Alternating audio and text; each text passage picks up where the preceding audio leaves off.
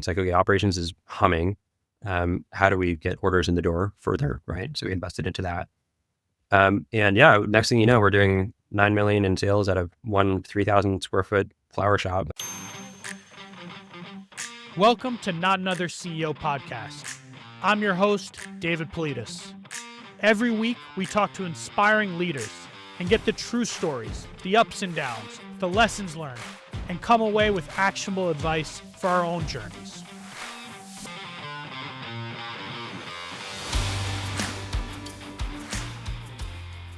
Today's guest has taken on a challenge that is very different from the tech CEOs we usually have on the podcast. Michael Jacobson is the CEO of French Florist, a business in one of the oldest and most traditional industries, flowers. What makes Michael's story so compelling is that he's approaching it with the same ambition, professionalism, and scale-minded thinking you'd expect from a high-growth tech founder. He's not just running a flower shop, he's modernized an entire category, rethinking everything from technology to operations to customer experience, and showing how much opportunity there is in industries most people overlook. Michael bought a struggling flower shop in 2019 and in just 6 years has turned it into one of the largest florists in the US, with over a dozen franchises and rapidly growing national footprint. He's proving what's possible when you take a big vision to an old industry. Please welcome Michael Jacobson. Awesome. You got me fired up with that intro. Thanks, David. I appreciate you having me. Very excited. First question right out of the gates. What is the one thing that you've done at French Florist, big or small, that's had the biggest impact and you do again if you're CEO of another company in the future? Yeah, I think it's an important question. I think that if you asked me 6 years ago when I took over, the answer would be different. Looking back, hindsight being 2020, this is something that I've only started to infuse into the organization about a year and a half ago. And it's been absolutely transformative for us and has accelerated our growth in order of magnitude, not incrementally. And what that is understanding that we're human, right? I got into business because I like black and white. You don't have to, theoretically can strip the emotion out of it and make business-driven decisions. You're dealing with numbers. It's not the reality though. You have humans running the organization, right? Even with the emergence of AI right now, and we're led by emotion. And so to answer your question, infusing emotion into our organization, I think has actually been extraordinarily important. What I mean by that is, if I were to ask you, why does your company exist? Why does your role exist? Why are you in your role? A lot of those whys are, you can answer them from a logical perspective, but the nature of the beast is, like, at least in my opinion, we're driven by emotion, and we like to back up those decisions with logic. But getting everybody in our organization, including our clients and our client experience, to buy into the brand, buy into our mission and our why, and why their role is incredibly integral into the big picture of what we're doing. That's been transformative for us. So more of like a principle and a way of operating as opposed to a specific tactic, but infusing that across every specific tactic that we do. And how do you actually do that? Like, is that in something you write down and send out an email every week? Is that something that you do on onboarding? Like, how do you actually do that? Yeah, I mean, it's all of the above. It takes a very intentional effort too. And, people describe that as like culture and mission and vision and values. And it is those things. And then how you infuse them. Most companies' values are something that you write up on the wall, but they never become a reality. So like you have to truly like believe in it. Don't just do it for the exercise. When we went through that, it was a brutal exercise where everybody involved was, poured their heart into that. And it was a reflection, honestly, of who we are as an organization. And like that, okay, now we have that on a document and we can infuse that into onboarding. But I'll take the question and I'll give you a tactical example, almost as it relates to our customers. It implies externally as much as it does internally. But if I sit here and I say, we have the best quality flowers, we have the best supply chain, we have the greatest client experience, that's all like logical. And like, I'm not saying we don't have those things. We do have those things. But if I sit here and pitch our company in that way, A, it's super boring. B, it's not even our place to say those things. The marketplace gets to decide that. And our reputation for those things are earned, not said. And then C, and again, in my opinion, if companies that tout that kind of way or of speaking typically aren't like the highest quality. Um, Again, it's an earned position. I don't say I'm passionate. I just am. Ironically, I just said it, but right. Like that's kind of the way. And so like, okay, all of that stuff, being high quality, having the best product, investing in client experience, all of those things become table stakes. Okay. And all of those things are logic. How do we infuse emotion into that? And if we can't say any of those things are earned, like what do we say? Well, we lead with emotion. What are flowers? Flowers, even if we take culture for where it's at currently, which I'm going to challenge that a little bit later for us on why I think people don't appreciate flowers enough. But even if we take flowers for what they are right now, in the American mindset at least, where we view flowers as a luxury, and we buy flowers for occasions. We might buy them for happy birthday, congratulations, even if it's for something sad, like a funeral, and you're sending your condolences. What you're telling that person, though, the message that's being sent is that you're thinking about them, that you care about them, and ultimately, if you dig really deep, that you love them. And so, love and flowers are, in our mind, synonymous. Um, I don't know about you. I can't think of a more powerful emotion that exists than love. And that's the industry that we get to work in. That's pretty freaking remarkable to me. And we feel very lucky to work in that industry. And so any of the messaging that gets conveyed out into the marketplace is that you are loved. Love a flower and it's going to love you right back. That flowers are a reminder that life can be beautiful and everybody deserves to have that feeling. Flowers shouldn't be viewed as a luxury. And so you can kind of see that way of speaking as a little bit more emotionally charged. And it's a little more human, and it goes a little bit further.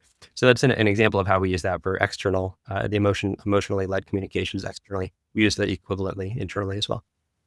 And do the values tie back to that love kind of statement? Oh, I'll slip you the Benjamin for asking that question later. No, I I appreciate you asking. It's our values are love, LOVE. They spell out love. Oh, really? Oh, we actually didn't talk about this. No, we didn't. But it's L is so when we do look internally and you look at our values, L is love what you do. Um, o is own your impacts. V is value connection. That's the business that we're in. And then E is exceed expectations. And we primarily talk about exceeding expectations from the client perspective. When somebody comes in and orders with us, how can we surprise and delight them? How can we, look at the work that we're producing, make sure it's a 10 out of 10, but hold on, before you produce that 10 out of 10 work, pause, look at it one more time and ask, what's the one thing additional that I can infuse into this that can make it into an 11 out of 10 unforgettable experience, or something at least that gives that customer some pause and says, hey, like feels like a meaningful moment. So LOV, those are our values. I love it. I love it.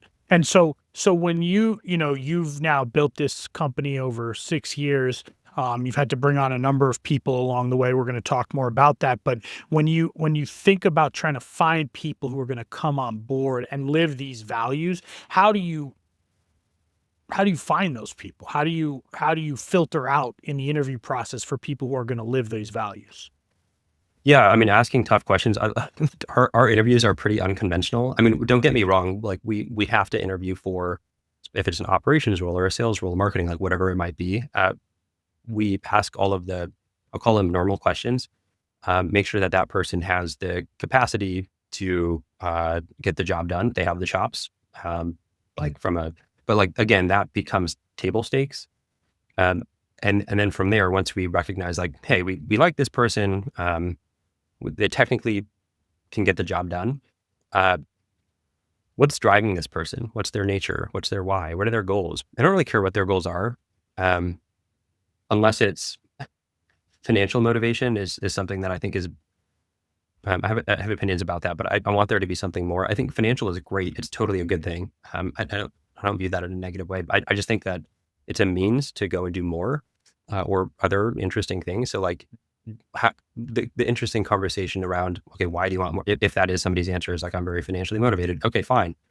Say you have all the money in the world, like what are you going to go and do with it? Right. Like, I think it's a great journey and challenge to, try to optimize for that, depending. But you want to spend more time with the kids? Do you want to go and travel and have more fun? Do you want to start a charity? Like, again, I'm not here to judge on your answer, but I want to know what your driving force is and make sure there's enough overlap in the role that or our vision and mission and values and culture, that there's enough overlap in the way that we hold those principles in the way that they want to live their life.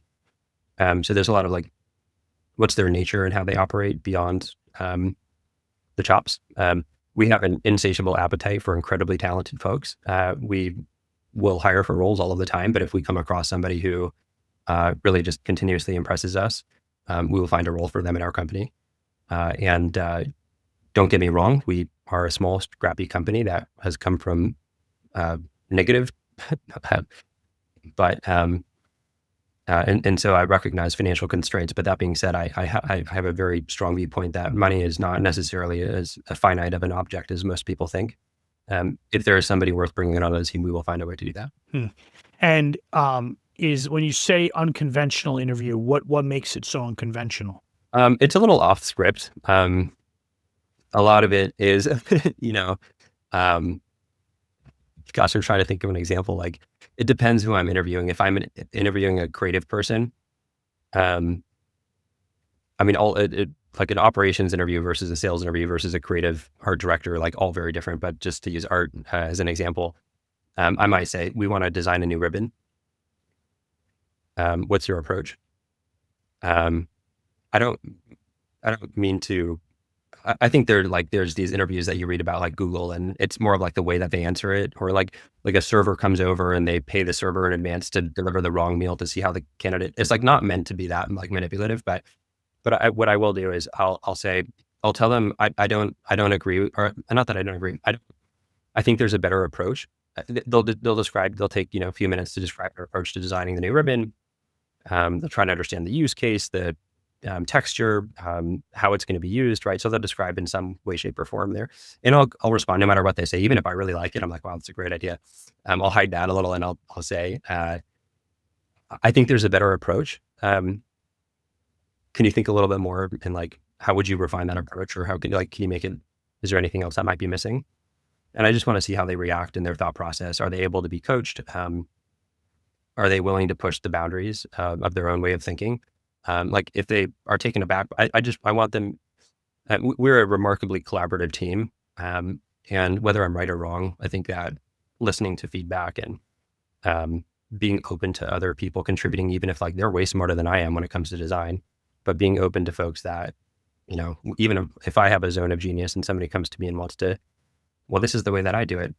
Like I'm don't know if I describe myself as humble, but I'm humble enough to at least listen and say like, they view the world slightly differently. And like, even though technically I know more about this subject, they might have something interesting that shapes the way that I look at it moving forward. So it's a little bit of that. And I'm curious, like profile wise, are you looking for people who come from the industry? Are you looking for people who specifically who don't come from the industry? I mean, you are really taking this different approach to building a company in a legacy kind of industry. So how do you think about the profile of the people that you go out looking for?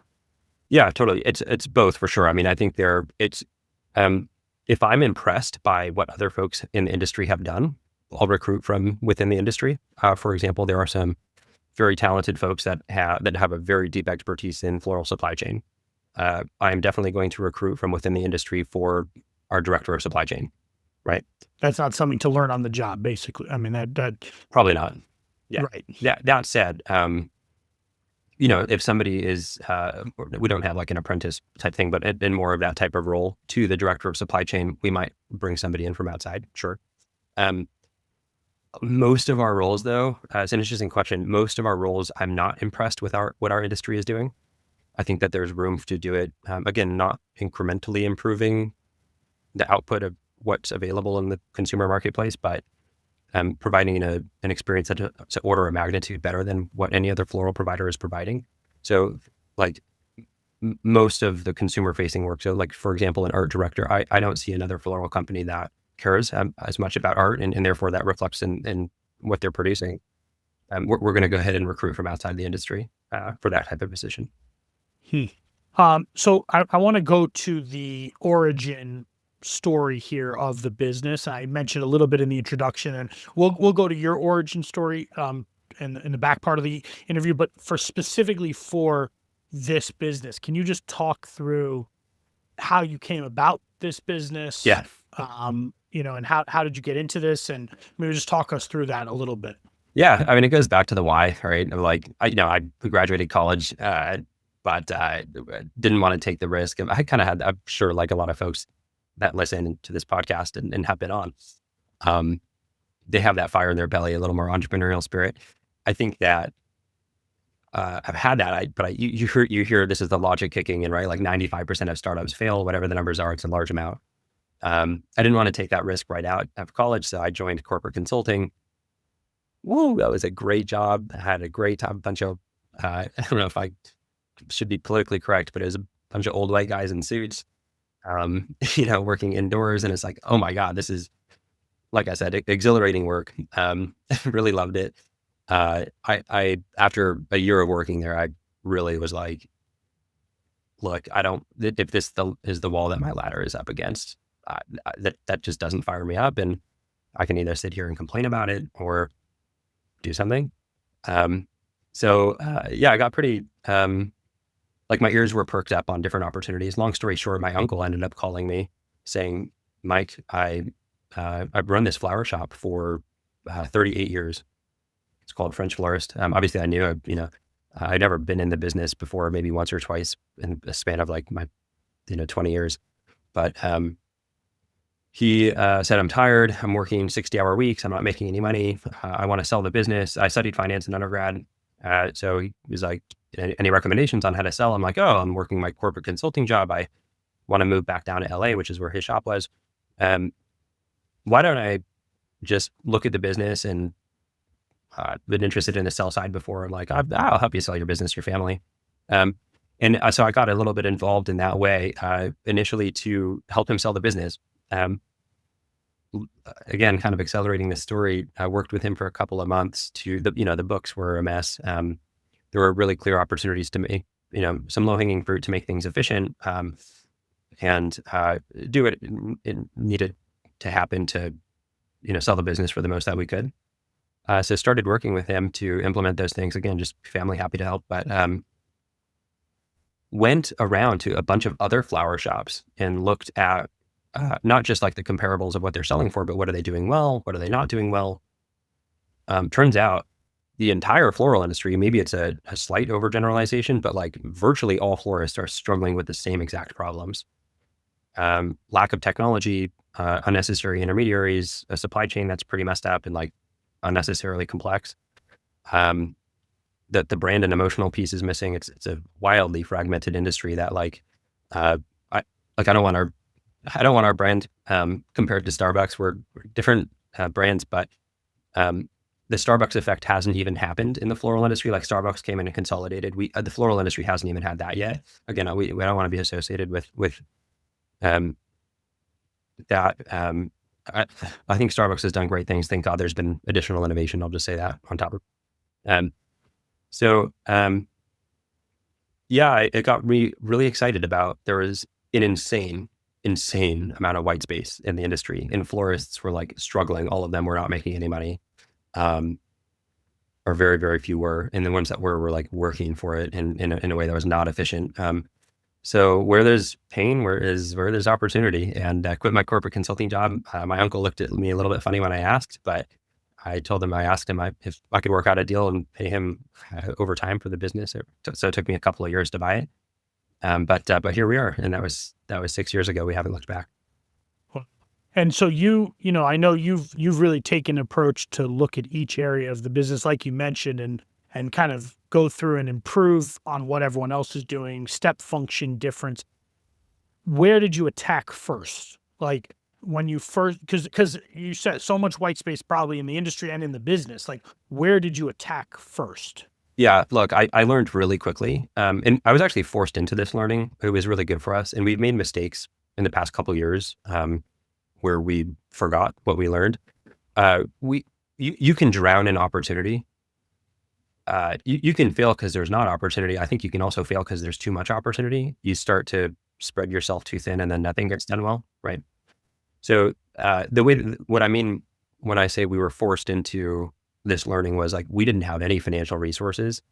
Uh, and so like where we started was, okay, we need to get this business to at least break even or hopefully like generating a little bit of profit. I mean, I was coming out of college, almost, only a year out of college. So I was still living a pretty scrappy life. I was happy to reinvest literally every penny back into the business, beyond the small amount I needed to pay for my rent and food.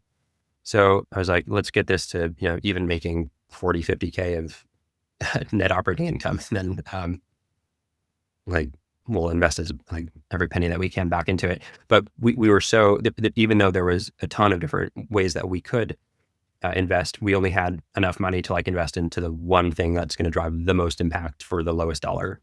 Right. So where we started again, like more tactically, I looked at the financials. We were spending. The first decision I made was the telephones. It was a lot of listening to the existing staff, what was their ideas that they have. Right, they know a lot more about the business than I do, so that was the first step.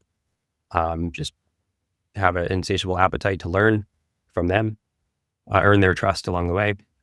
They told me they had a hard time hearing the customers on one side of the telephone. I'm like, okay, well, that's clearly an issue that is a low hanging fruit. We can fix that. It hopefully will drive more revenue. But like, again, it's building trust with, look, I'm not here to disrupt anything. I want to be on the same team. So I looked at the phone bill and we were paying $13,000 a year for our phones. Yeah. I will tell you, short side path here. Florists are amazing people. They're super creative. They're super passionate. They're super kind. They're very warm hearts.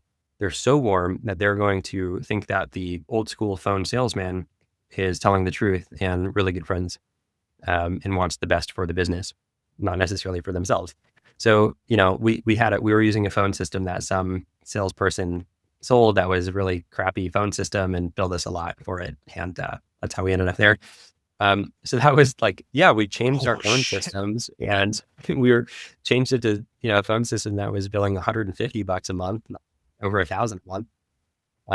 And we had better quality phones like that. Not the sexiest answer, but like that was the first thing I saw. We were spending a similar amount, $13,000 around on printer ink. I'm like, why don't we just develop a little iPad application and digitize some of this? It might cost us like $10,000 or $12,000 to make the app, but it's like that's 100% cash on cash return after year one on that added efficiency. Plus, like the card messages were being printed out and papers were getting wet and like orders were getting lost. So like, I think you're going to reduce your error rate and ultimately, it's going to be a higher return than that. So it was a lot of those decisions the first 4 or 5 months.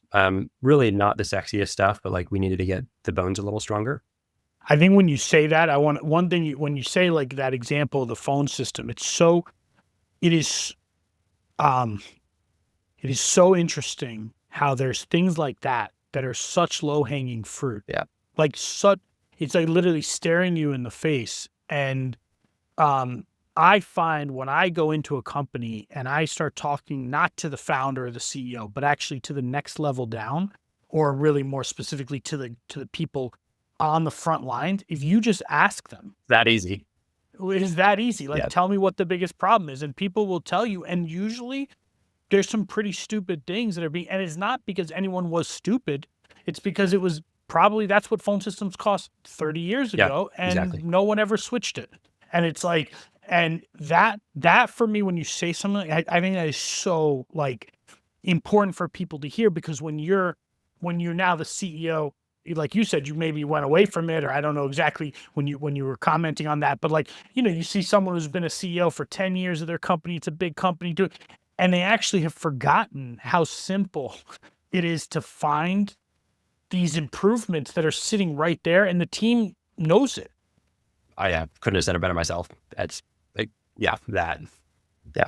And so you started kind of there, but then you started getting some pretty complex. I mean, from what you've explained to me, you've really, I mean, the entire business, not just your business, but looking at the floral business, like you've really revolutionized all of it. Like, how did you, for example, technology and building the app? Is that something you had experience with before, or you just said, I'm going to figure it out and I'm going to go out and look for someone to build the app? Like, how do you attack these things you have no experience in? Yeah, call me naive. I still feel like I am. But like, I think most of us have an understanding that largely technology is at a space where, and even 6 years ago, technology is at a space where if you can think of it, it can be built. Uh, it's just a cost benefit analysis at that point of like, is it worthwhile?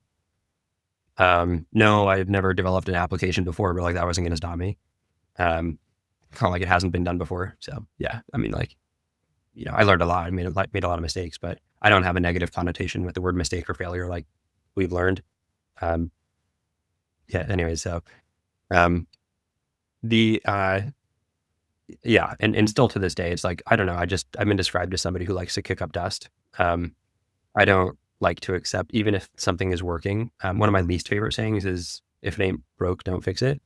Um, we will look to for ways to like stress test things. My friends make fun of me and like I'm always like beta testing stuff and like breaking it.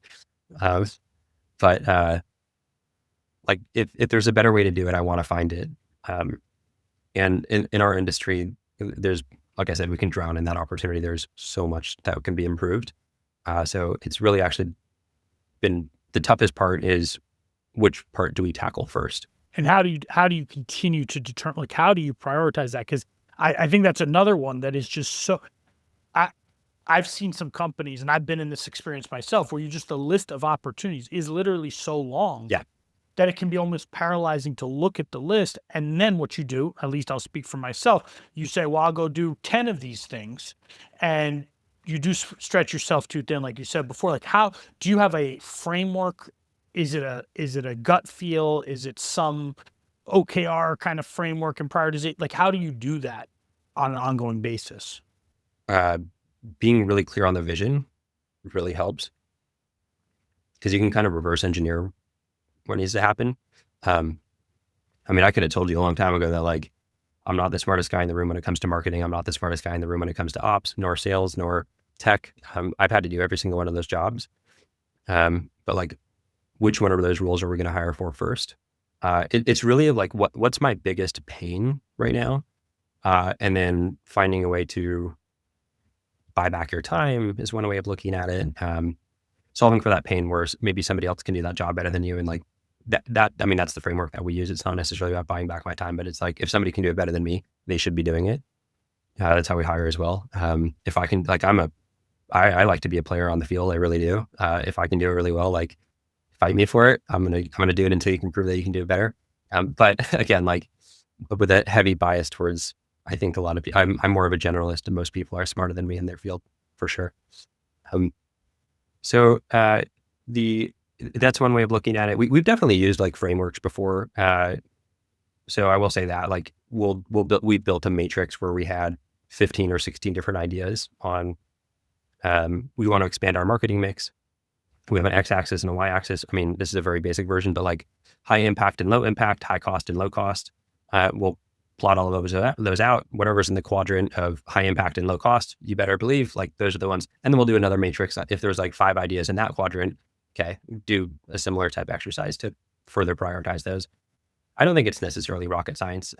Using any objective framework, uh, it has been helpful for us. What do you think is the thing that you've done in the last 6 years that's been the real unlock?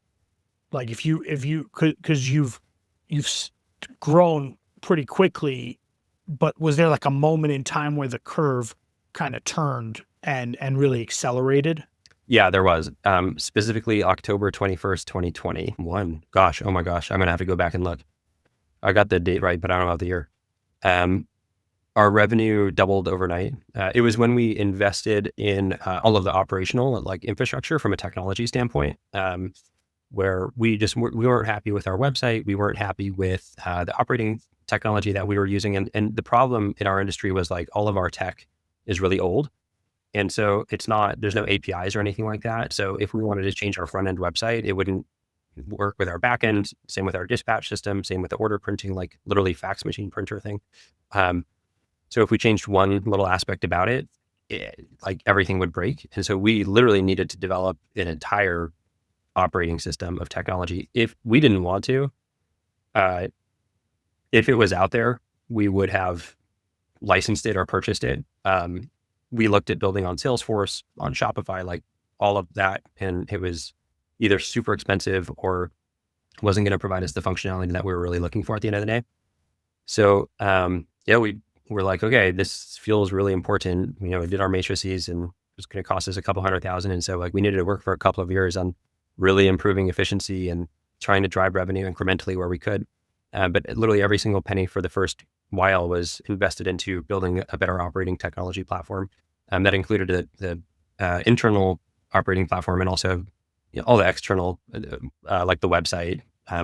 Well, with the website, it's like, how do you invest heavily into an incredibly sophisticated web architecture?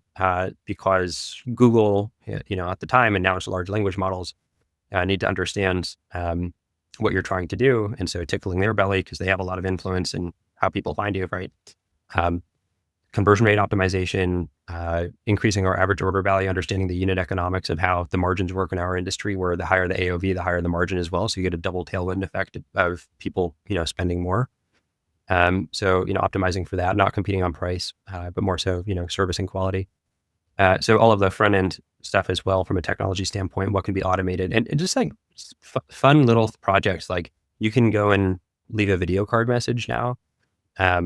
We developed that in 2020 or 2021 and just like a weird, fun thing that, it's the flowers are the vehicle and the flowers are everything, but like it's the message that they're sending. And then you can send the card message with it. But a video card message allows like an additional layer of complexity in terms of like your inflection in your voice and like how you're speaking to that person that you're giving flowers to. It's like a more human, touch as a video card message. Right. But you're saying you launched this and like revenue It doubled overnight. Yeah. overnight? Yeah, it doubled overnight because we had, we were like sending signals to Google that this is how we changed the website. And like, we're trying to, get them to know through redirects and whatnot and get them to crawl our website. But it was a phenomenally better web architecture that ever existed in our industry before, but also conversion rate was optimized, average order value was optimized. So yeah, all of these things led to, and then it actually, our revenue tripled, it doubled overnight and that growth continued over the course of the next few weeks. So that was a huge moment where we were like, and then the financial resources got unlocked for us. And then the single most important thing after that was like, okay, we need to invest in people. We need better operations. Like we need it's one, you can have the best quality flowers, you can have the best tech, you can have orders coming in, but like if you're not servicing those orders super well, like the table stakes and stuff, right? So like, okay, we need operations to be really good. After that, it was marketing. It's like, okay, operations is humming. How do we get orders in the door further, right? So we invested into that. And yeah, next thing you know, we're doing 9 million in sales out of one 3,000 square foot flower shop. The average shop does somewhere between 300 and 500K in revenue after many years of operating. So we're like, wow, this is like, maybe we should open a second shop. So I'll pause there, but that's. Yeah. Wow. And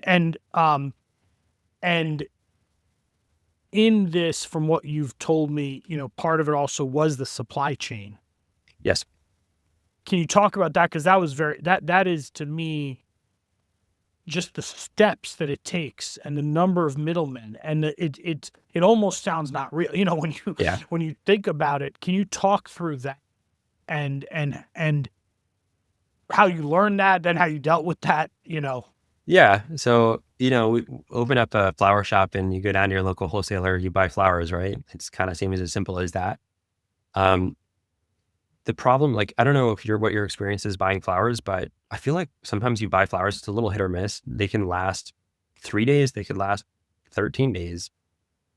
Don't know what you're going to get, I can teach you the tips and tricks if you're buying at a grocery store.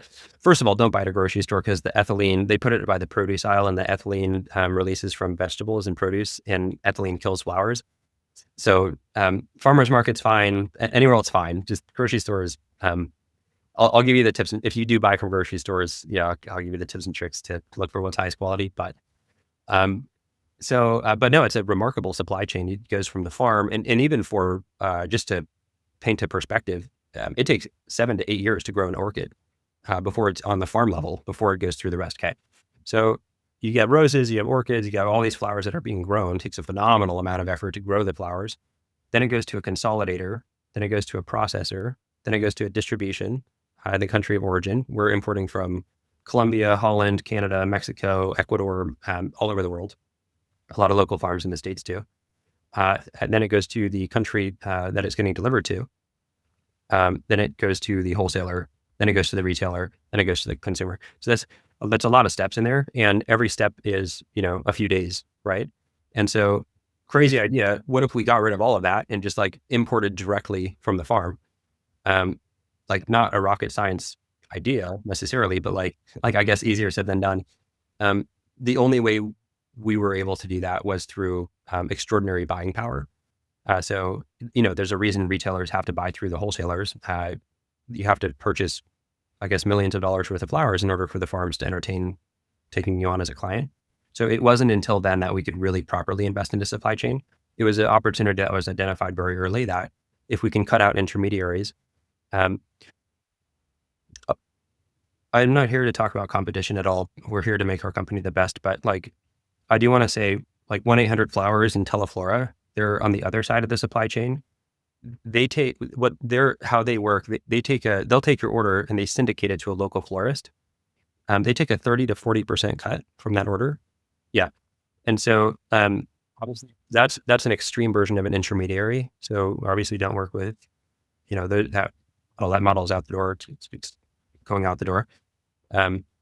It's same with the downside of the supply chain. Like that made no sense to me, but this was like, okay, like obviously this is so, but anyways, we had dropped all our relationships with, we called them wire services, the 1-800-Flowers and all of those companies. So we were hungry. We saw what disintermediating could do if we worked directly with our clients. And so we were like, oh, let's look at the other side of the supply chain. But yeah, it's the more that our revenue increased, it gave us an extraordinary amount of opportunity to go to farms and say, hey, we want to import directly from you. So now we work for the very most part direct from farm. Not only are we getting higher quality product, because the vase life, and we get to deliver something that drastically reduced down that time to customer. We're also getting better pricing, right? We get more direct. And so like better client experience, better margins that largely we can pass to our client base too. So again, we don't compete on price, but like we can stay very competitive and have very healthy margins. And it's such a virtuous cycle of like, okay, we can make our tech even better. We can do even better branding and marketing. We could hire better people. And so this is where for this industry, the 1-800-Flowers, all that, what they were really good at, that I'm assuming these things, what they were really good at that all the other florists sucked at is they didn't know how to do marketing. They didn't know how to do online marketing. They didn't know how to optimize for Google. They didn't know how to do all of those things. So they put up a front page that was a marketing machine and then charged those florists 30, 40%. And in theory, leaving very little margin for the florist. And on top of all of that, the florist has to go get the flowers through a multi-step kind of process. Yep. So they had no margin on that side, no margin on this side, which to your point about your uncle's flower shop before you bought it, it's like you could work unlimited hours, but on everything you're selling. I feel in some, it's not exactly, but it's like those early days of all like the coupon, what was it called? That company in Chicago, Groupon, that. That's like, right. Basically it's like, oh, we're going to help you and we're going to get, but by the time the restaurant was done with it, there's no margin left for them. And these restaurants were like going out of business by working with Groupon. It feels like a similar almost dynamic where just the physics of the business, if I'm understanding it, were almost impossible to succeed in. Yeah. And I think that it's easy to get, I think a lot of we haven't had innovation in the floral industry because, there's not any one person to blame for it. I think they're a contributor. They've had the dominant market status for a long time. And they have a pretty good chokehold on the industry, and they're not interested in letting go of that. And by innovating, they could disrupt themselves. They've chosen not to. So, and that's the opportunity, right? That's the opportunity. Yeah. But also, we it's easy to get frustrated, and a lot of florists do get frustrated with them. If the one common thread that all florists have is like, we can have a lot of camaraderie over not liking the wire services. there's a lot of camaraderie around that, I will say, but we don't, it's not our primary drive is to like, be like, our primary drive is to provide a better client experience. Ultimately, we're not in control of our success. We know that very well. Uh, to what I was saying earlier, the market is in control. We get to put something out there and we can say anything we want, but ultimately, like they're the driver of how well we do. So that's our North Star. Um, and if you look at the 1-800-Flowers model, it doesn't put the client first. In our model, we are very intentional about putting the client first. I think that's the difference, like more than anything else. In terms of, so, okay, so you take this one store, you're doing, 20x what most people are doing out of a single store, and you decide, hey, we want to expand this. So you go and start opening more, buying more. Like, how do you go and take it from where you are, where you were to where you are today? Yeah. So I only recently discovered what entrepreneurship through acquisition or ETA is. I know it's like, it's a whole big thing that I was behind on, apparently. I didn't know you could like go and buy a business. So we expanded, but we opened these things up from scratch. Now we are looking at acquisition, and I'm sure we'll get into it, but we decided to franchise, and a lot of the folks that are coming in are acquiring an existing flower shop and converting it to putting our engine in, the French Florist engine. So yeah, we can talk about that.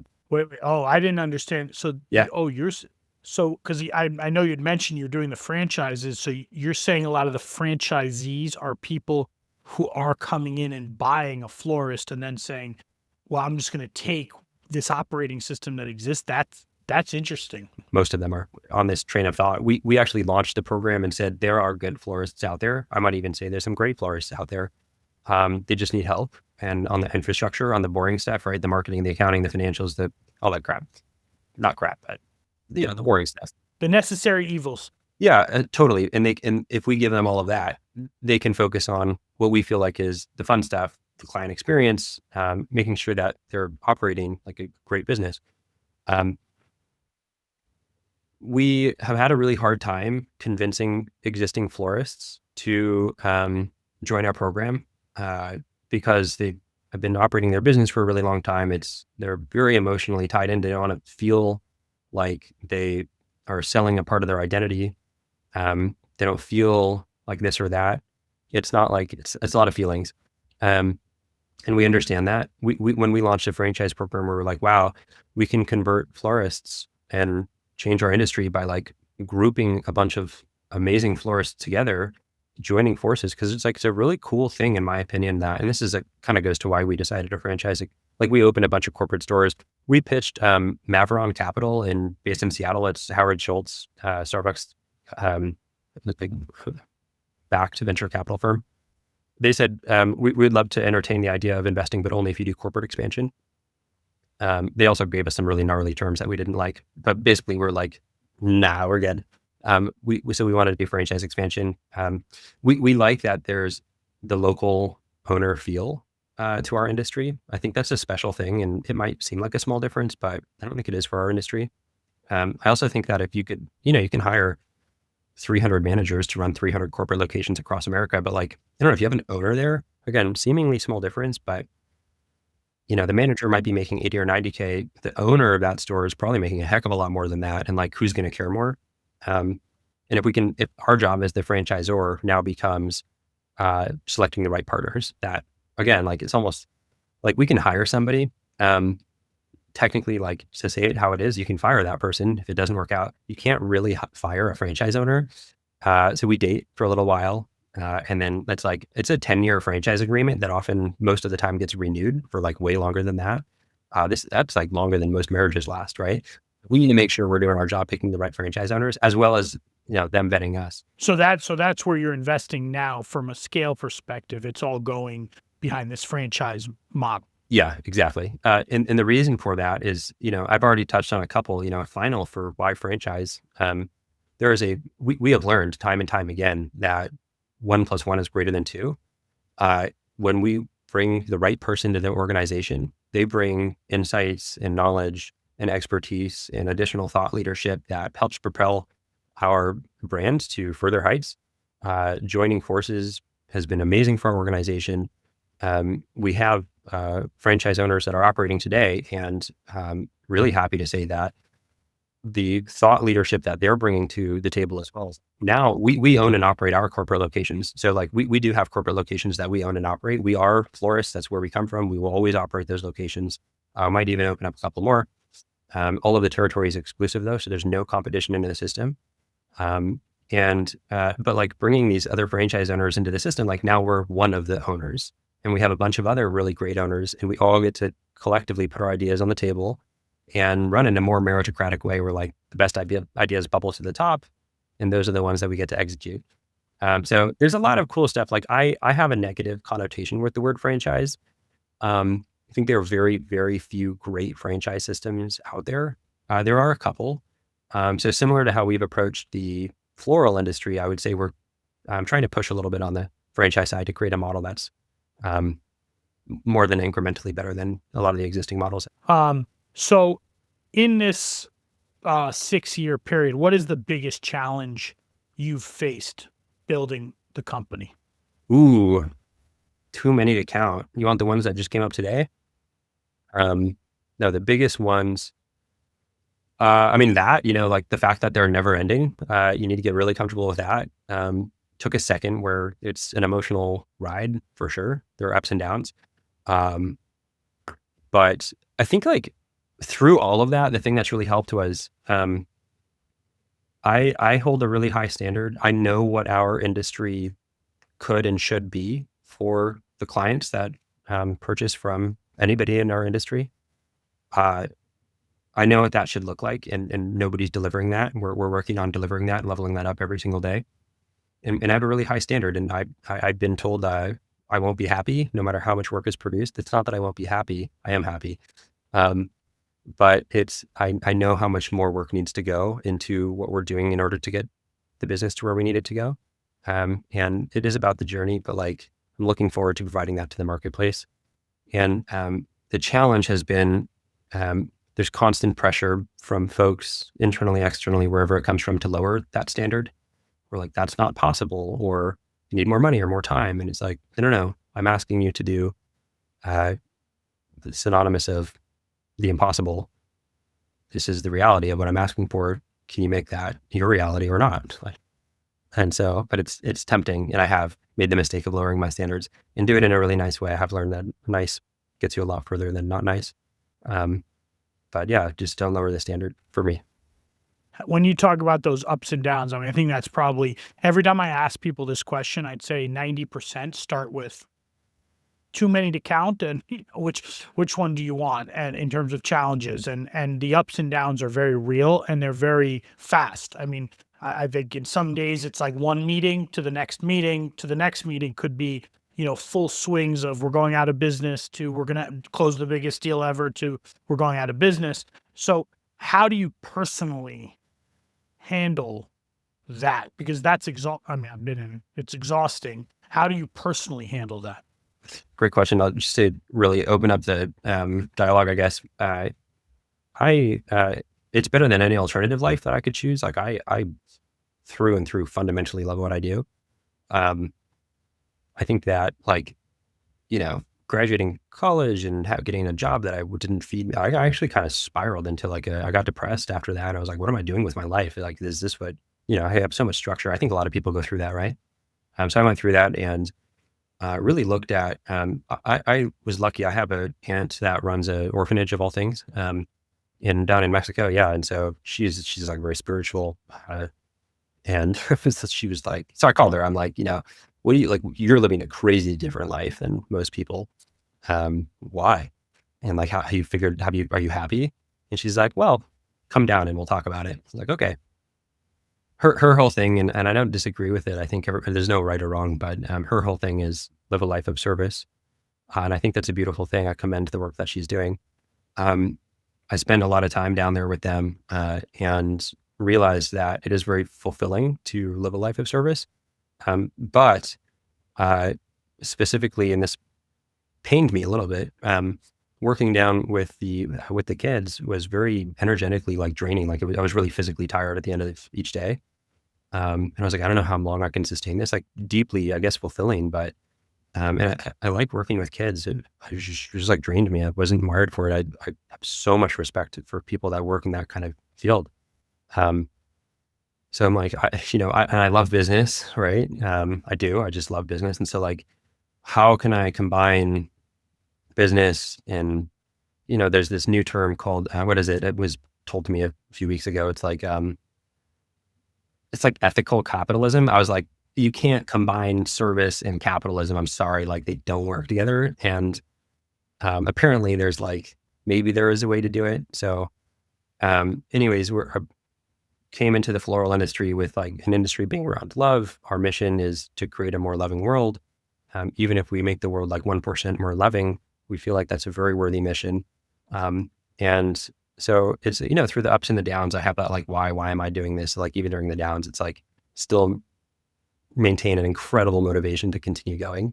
Um, so it's really like very deep roots, as opposed to like, yeah, there are definitely a lot of challenges and they're super draining, but like the roots provide way more than enough sustenance to get through those moments. Yeah, it's interesting. I've had a couple of conversations with CEOs who have been, sold their company for billions and billions of dollars, have more money than they know what to ever do with. Kind of to full circle to the beginning of our conversation. And when I asked them the question, why do you keep doing what? Like the answer is just because this is what they are built to do. It's like they don't really know how else to do it. And it's. I talked to one the other day who said, I retired for 3 weeks, and he's like, that was. He said, my wife, my what? He said, I told my wife I'm starting my next company, and she said, I'm surprised it took so long. And I think there is some element of that, which is like, but it's hard to keep. I think it is hard to keep perspective when you're when you are in it and you are in those ups and downs, and you just come out of that meeting where someone told you they're quitting, where some big franchise doesn't sign, whatever. Like those are things that are hard in the moment, but when you don't have them, you kind of miss them, and it's just part of problem solving and part of creating something. Yeah, 1,000%. Like, yeah, I used to say I'm not a creative. I do view this business as like a fun creative outlet too. It's like, yeah, I think it is important to find that intersection of what you're good at, what you love doing. And did you always know that you would be like, you mentioned you were in consulting, you were like, but did you know that you wanted to be an entrepreneur? Is like there's something back in your childhood? Is there something from your family? Like where does it come from? Yeah, I'll bring up my grandmother. She just passed, and she was lived a very very long life. It was a very beautiful memorial we just had as well. Um, I remember going up to her and I said, "Grandma, I think I'm obsessed with money." I must have been like 8 or 9 or 10 years old. She goes, "Oh, I don't think that's good, Mike." Um, I wasn't expecting that. I thought she was going to be like proud of me. I was like, "What?" Um, what happened was I was in middle school, and so I must have been maybe I was 12, and our middle school had just banned soda from the vending machines. I convinced my parents to drive me to the supermarket before school, pick up like 24, 36 cans of soda, put it into my locker, and like, guess who the new supply was? There was a pain, there's an opportunity. Um, I sold soda at lunchtime. Um, I ran into another pain point where I would go back to, fourth period or whatever it was after lunch, and would be really hungry because I was selling soda all day, like all lunch long.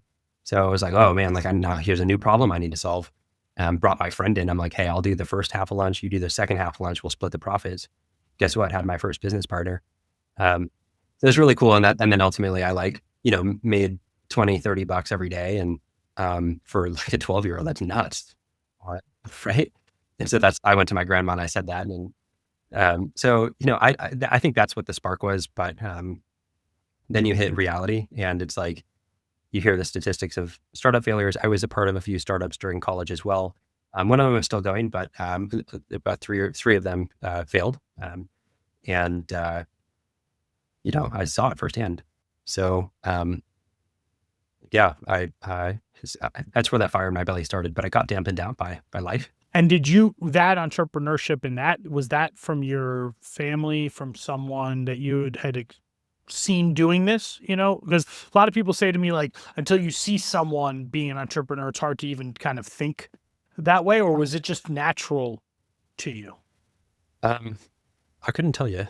Um, my dad's a doctor, and my mom took care of us growing up, but she worked. She did landscaping and general contracting work.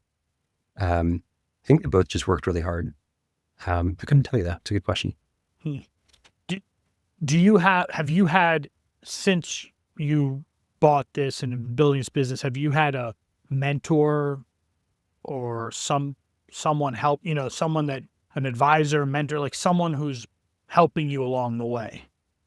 Um, yes, definitely. I think I take a lot of inspiration from other folks that have done great work in the world, alive or not alive right now. There's been some remarkable things that people have done. And again, call me naive, but like anybody can kind of do anything. Like I understand the rules, but like, I don't know, somebody put those rules in place too, right? Like people created the rules, people contributed to everything that is going on in the world today. Why can't I? Um, I read a lot. I read a lot of other people's works that I appreciate what they've contributed to the world. Um, so I didn't have like a physical in-person mentor for a long time. I will say, as soon as I could afford a coach, paid for a coach, I think like there's a recognition that greatest athletes in the world, LeBron James, and I like don't mean to get political about who the best athlete in the world is, but um, the best athletes in the world all have coaches. Why wouldn't I?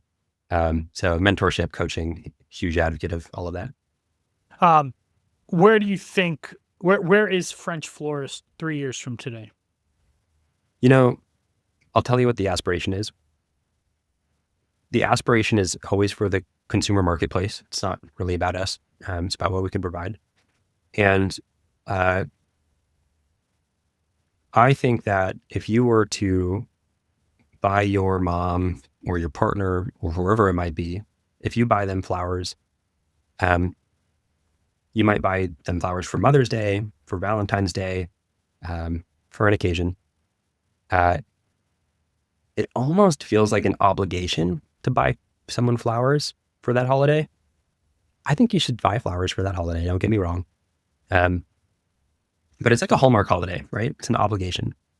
I would go so far as to say, if you bought your partner flowers on a random Tuesday for no reason at all, just because she deserves them, I think that might have more impact than buying her flowers on Valentine's Day. And of all the things that we said earlier about how flowers are a reminder that life can be beautiful, everybody deserves to have that feeling. I think, look, like we're an American brand. Our name is French Florist. How does that make any sense? It's a nod. It's a nod to the European way, specifically the French, where flowers are not really viewed as a luxury. They're more a way of life. We want to bring that into American culture. I want you to look at flowers and say, I want flowers on a random Tuesday. I want to give flowers on a random Tuesday, and understand. I think, like, look, what we were talking about earlier, the extraordinary amount of steps for somebody to purchase flowers. There is a recognition of how important flowers are in life. We wouldn't go through that extraordinary amount of effort, and people pay what they pay for flowers too, for them to just die, 7 or 12 or 15 days later. All of that 7 years of effort of growing and all of that just for them to die 15 years later, right? And pay the amount that people pay. If we didn't understand that, but I think we've forgotten, and we view it as our job to resurface that. They're like, hey, we want to reposition and do that through inspiration, do that through motivation, do that through education, and attract people back to flowers. It's one of the oldest things that are before any commerce even existed. It was a gesture that one person would give to another. It's a very like deep ancestor level thing. Where are we 3 years from now? I hope we can move the needle in terms of repositioning how important flowers are. It's not even about our company. I don't even care if you go to grandma's house down the street or pick flowers off the side of the road. Like, it's about the flowers. It's not about us. We feel that we care very deeply about flowers, and hopefully that reflects back in the work that we do. And we can earn the trust of clients to purchase from us because we're going to treat that act in a sacred way. I'm gonna go buy my wife some flowers after this. Okay. I've done my job then. For no reason. Yes. Last question. And knowing everything you know today, the experience you've had, what is the one piece of advice you would go back and give yourself before you started your first job? I have a cheap answer, which is like, I probably wouldn't, because sometimes that struggle has allowed me to learn what I learned now. Um, I don't know if I would give myself any shortcut advice. I think maybe what I would say is similar to how I say flowers are not a luxury. I might even go one step broader and say art is not a luxury. I used to think in very black and white. It used to be very like finance driven operations. I think we're humans, and I think that art is something that feeds the soul. I probably would have said it's okay to go and enjoy the arts a little bit more. It creates a lot of space and freedom and in my mind, and allows me to act more creatively in the organization as well. I like that. That's a unique one. No one said that yet. So, awesome. Mike, thank you for doing this. Really, I enjoyed this. I've learned a lot in our preparation calls and this. Like, I've learned a lot about a business I didn't know anything about, and the opportunity seems endless. Congrats on the success so far, but I look forward to watching what you continue to build. But thank you for doing this with me. Yeah, you know where to find us. If you need flowers, we've got your back. Awesome. Well, I hope everyone enjoyed. If you did, please share this with your networks. And we'll see you for the next episode of Not Another CEO Podcast. That's a wrap for this week's episode of Not Another CEO Podcast. Thanks for joining. For show notes and more, please visit notanotherceopodcast.com. We'll see you next week.